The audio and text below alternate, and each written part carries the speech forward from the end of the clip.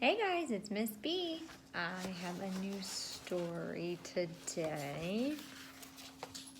It is called Everything You Need for a Treehouse by Carter Higgins and Emily Hughes. It looks like the front cover might be too. Ooh, if you take off the sleeve, cutie little start to a treehouse.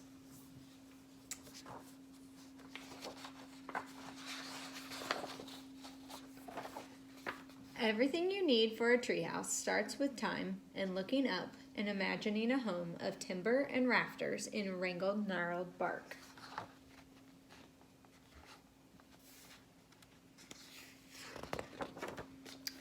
Your tree may need to stand mighty and alone with balconies of branches so you can fling your arms wide and scout skunks in their burrows and moles in the meadow, even if you need binoculars and 10 tippy toes.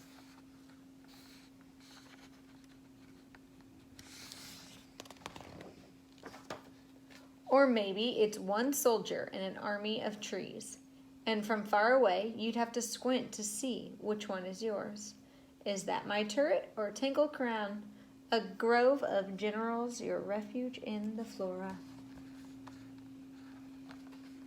Be a cool looking little treehouse.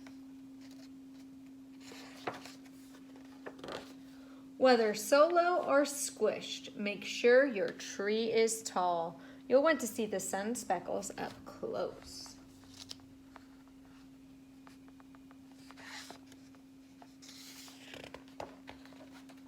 Start with blueprints to sketch, a hammer to hit, some nails, and a saw.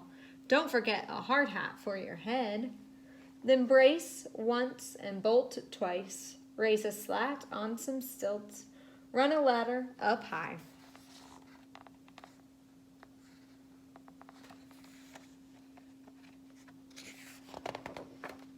With the scraps, you can build a box for the begonias and a picket for the zinnias. Here, tiny slugs, this feast is for you. You can even have this marigold because seeds are easy to sow.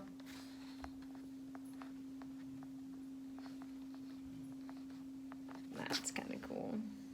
It's like kind of a treehouse.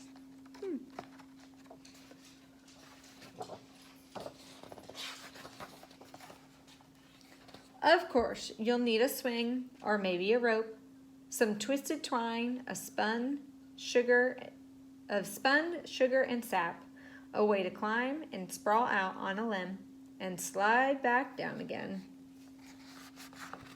That's a really cool treehouse.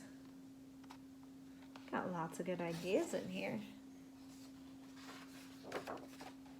You should build yourself a bookshelf because you might want to sail sun-kissed seas or dig a hole through the dirt and roots and rocks to the other side.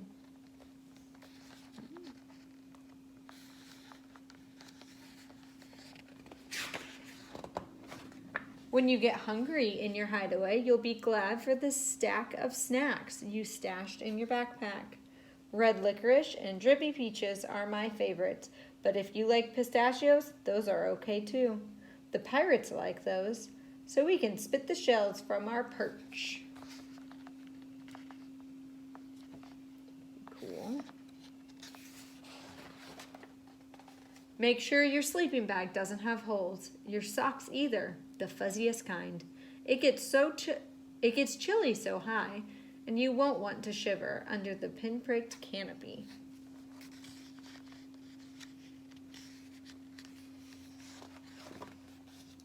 But the stars will fall past your reach, and you'll need a flashlight so you can make your own sky with spotlights and shadows.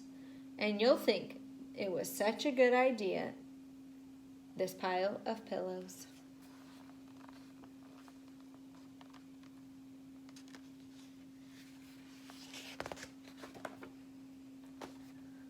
Should the shadows ever growl, it would be nice if your sleeping bag had room. You scoot that way, I'll scoot this way. And did you hear that bullfrog chorus? The best kinds of friends share squeezed hands, and they come with some guts and a smile. Taking all the scary stuff together.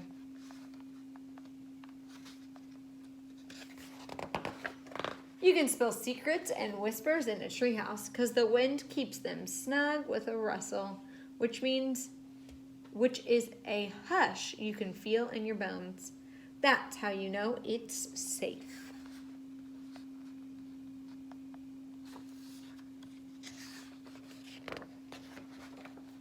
But if your whisper is broken, you can warble and yell. The thrashers will scatter, the barn owls echo, and the crickets will welcome the company. It's a really cool looking treehouse. Wonder how they built that.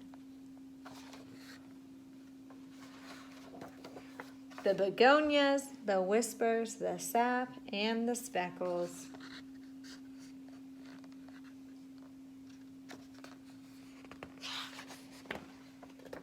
Everything you need for a treehouse starts with time and looking up.